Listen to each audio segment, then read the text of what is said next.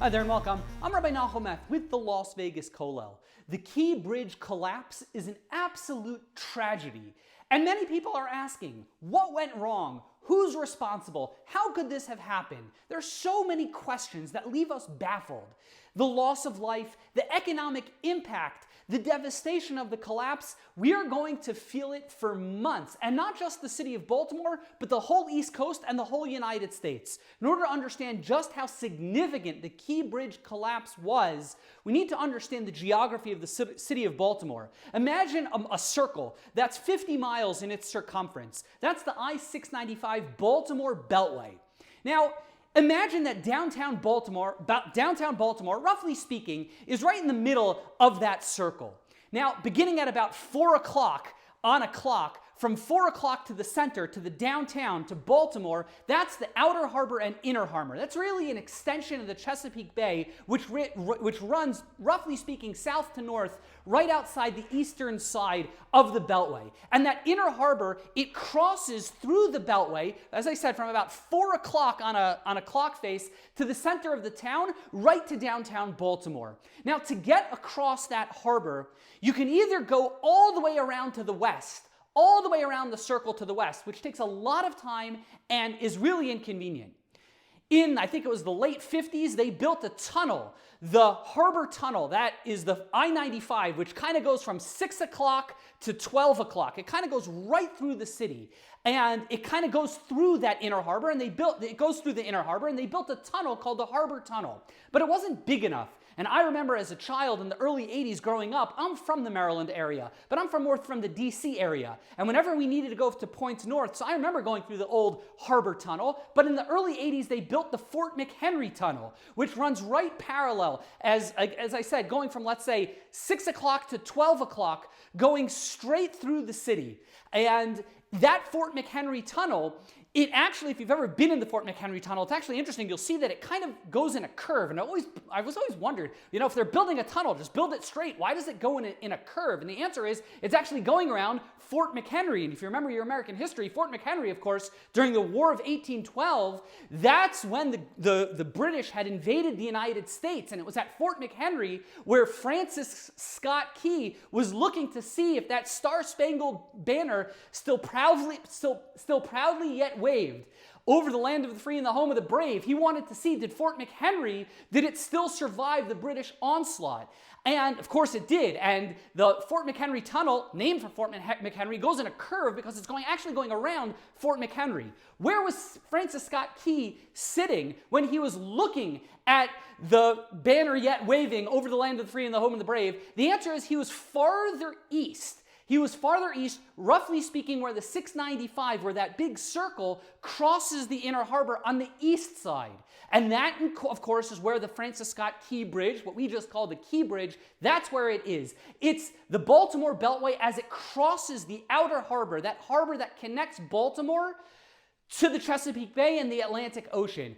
Francis Scott Key was actually standing right where, he was on a boat, right where that bridge was, before it collapsed. That's where Key was, and hence the name of the bridge. The Baltimore Harbor, going back from the earliest of settlements in the United States of America, settlers recognized that the Baltimore Harbor is one of the best harbors, not just on the East Coast, but in the entire world. It allows big ocean-seeing vessels to get right up to the docks, and it was immediately understood to be a very valuable port, beginning in the 1700s and the 1800s, and even till today, as the port has really expanded. You have the Dundalk ports. It's inside of that beltway, and boats go to the Dundalk port, and that's where, I think, if I recall correctly, I think it's the second busiest port in the entire country when it comes to coal delivery. The most light vehicles in the United States, in the entire country, are taken off at the Baltimore port.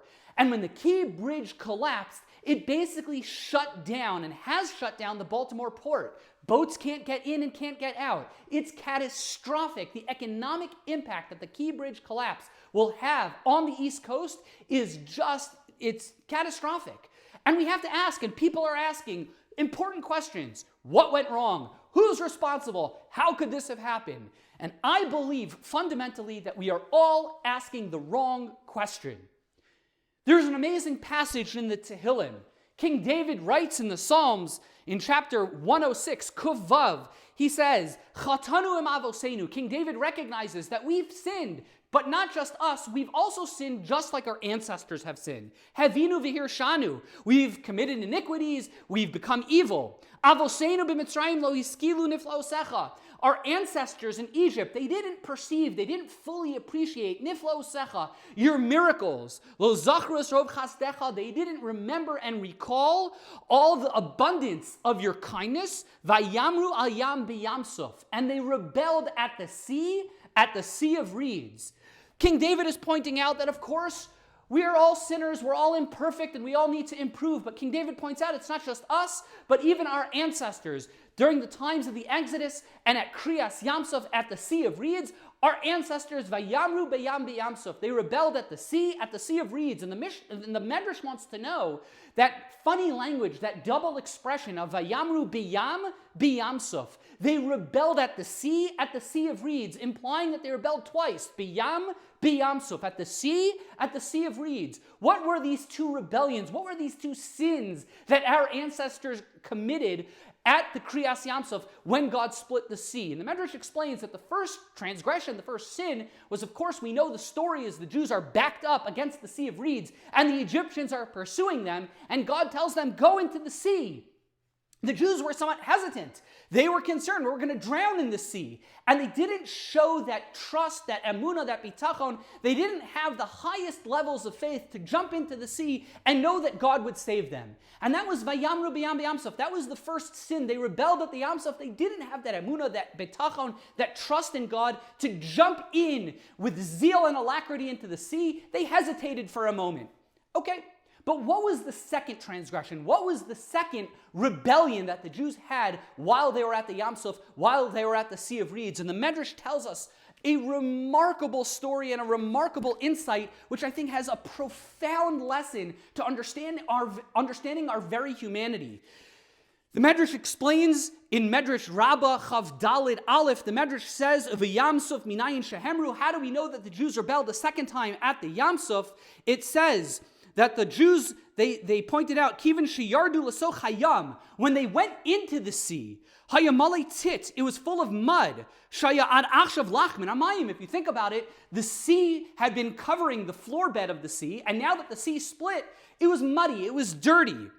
And they said, V'haya Ruvain l'Shimon, V'haya Omer Ruvain l'Shimon, and Ruvain would say to Shimon, Bill would tell Bob, B'mitzrayim betit uvayam betit. Back in Egypt, we had to deal with mud and grime when we were slaves. We had to build with bricks and dirt and mortar, and we were filthy. And here at the Yamsuf, here at the Sea of Reeds, as we're walking through the sea, now that the sea has split, well, look, the floor bed is muddy, and we're covered in grime, we're covered in filth. It's no different than what it was like back in Egypt. What's the difference? Just like in Egypt, we were filthy and dirty. Today, as we walk through the Yamsuf, as we walk through the Sea of Reeds, we're also filthy and dirty. And that's what the Medrash says, Vayamru b'yam b'yamsuf. That was the second rebellion at the Sea of Reeds. They didn't have the Hakaras HaTov, Lo zachru niflaosecha. They didn't recall God's greatness and His wonders and His miracles. They complained that it's dirty as they walked through the sea.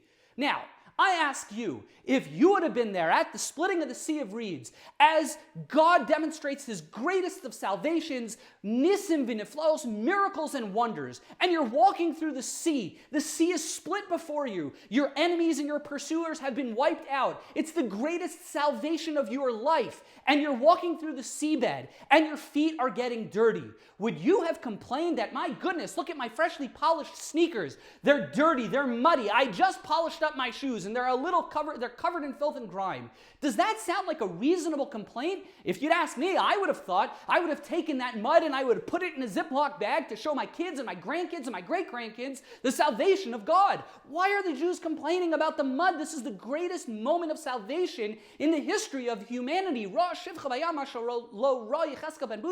sages tell us it was a moment of revelation. A lowly maidservant experienced revelation at the splitting of the sea that the great prophet Ezekiel Ezekiel, Cheskab and Buzi, he didn't receive that kind of revelation. And yet the Jews are complaining about the mud.